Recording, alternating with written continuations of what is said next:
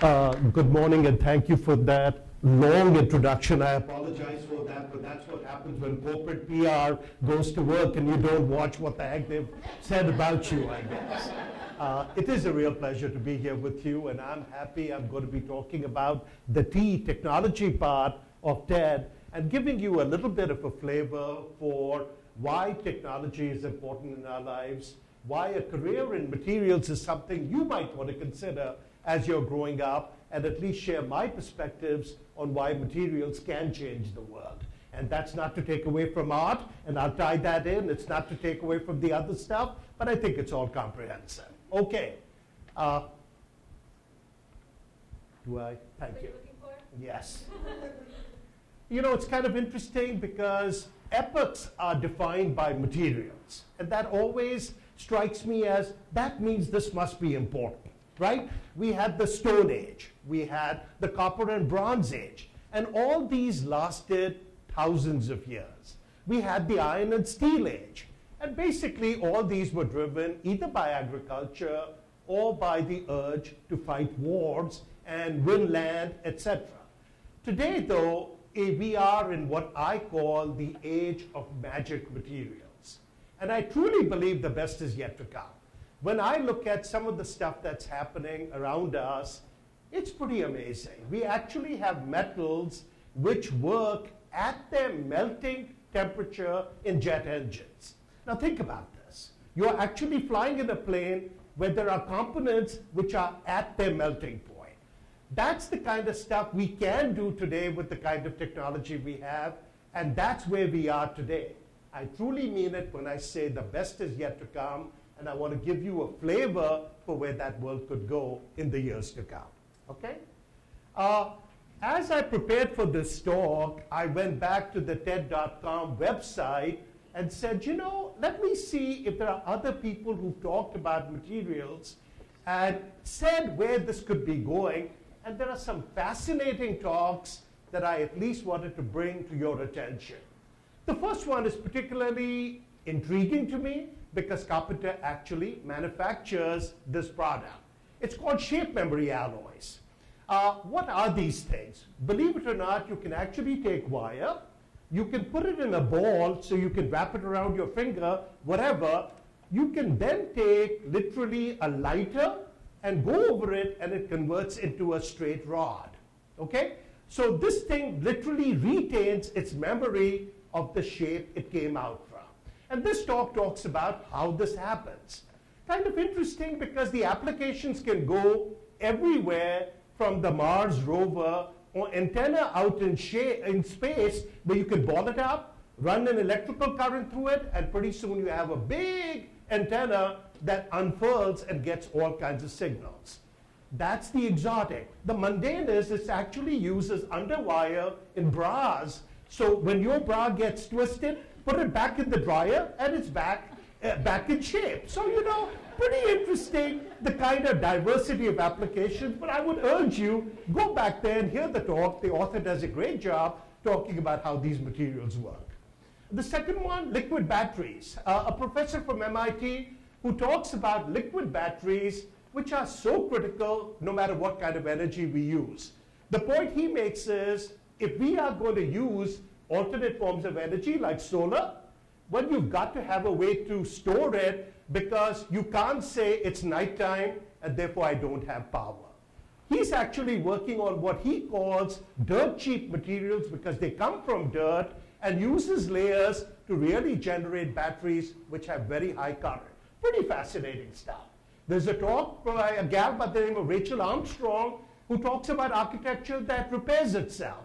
You talked about Venice. Where she's working is actually coming up with a way where the wood pilings that Venice is on, you can actually get limestone to work its way around that and strengthen the city and stop it from sinking into the sea. Fascinating stuff. Susanna Lee, she talks about actually getting clothes from kombucha. I don't know how many of you know this, but this is, again, you know, we are getting away from polyesters. We want to get to natural materials. Likewise, Eben Bayer, he's talking about styrofoam. And styrofoam takes 1,000 years to decay. Wouldn't it be great if we could take mushrooms and actually grow packaging material that after you get your package from Amazon.com, throw it into your composter and away it goes. But again, I just thought it was pretty fascinating because they were making the point of materials changing the way we live better than I could. You know, it's pretty fascinating. It is an area where I think the best is yet to come. Okay? Speaking about Carpenter, I am pretty proud that we also do our part. I talked about the nickel titanium, but we really are working in a bunch of arenas. Everything, you are familiar with CAFE standards. If we are going to get more efficient, we need lighter weight materials that are also strong. Carpenter is pretty much the leader in taking the lead and actually working with many car manufacturers to permit them to meet those CAFE standards. Efficiency in general is related to temperature. So you want higher and higher temperatures, and that requires, again, coming up with materials that can withstand temperatures higher, build efficiency, which helps you use less fuel and also reduce any kind of emissions. Power transmission, the amount of energy that gets wasted after generation when it goes through wires, pretty tremendous. We are working on stuff like that. Longer lasting components, whether it's corrosion resistance or whether it's wear resistance. A huge amount of waste that goes on that you can actually take away. And finally, lighter weight materials.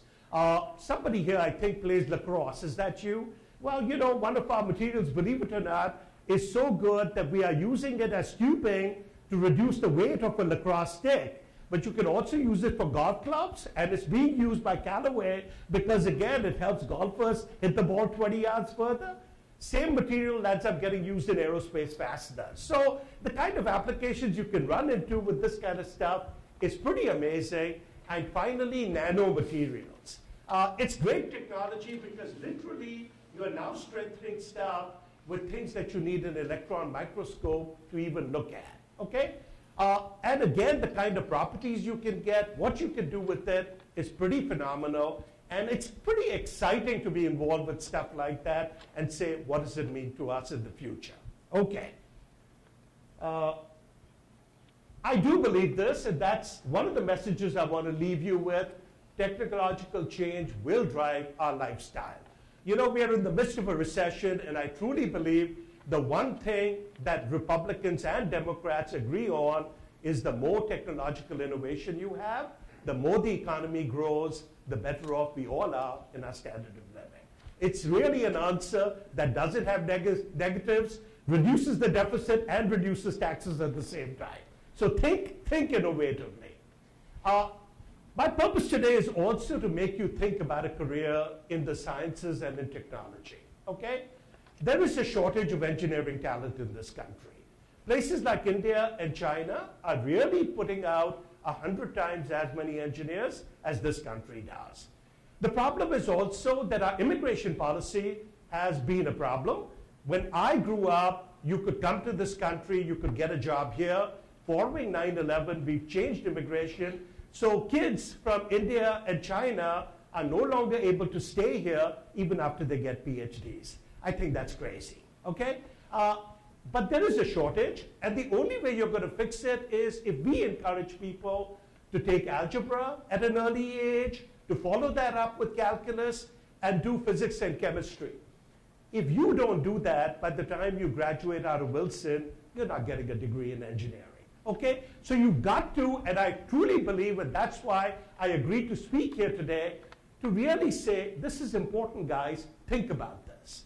And we have a job to really support schools in teaching that stuff. We do run a couple of programs like Operation Shadow, where you can come to Carpenter and actually shadow an engineer for a day to see what the life of an engineer is like. And we also have a program actually, and Wilson is one of the forward-looking schools, and I'm very happy about that, where we actually support them in science and technology training.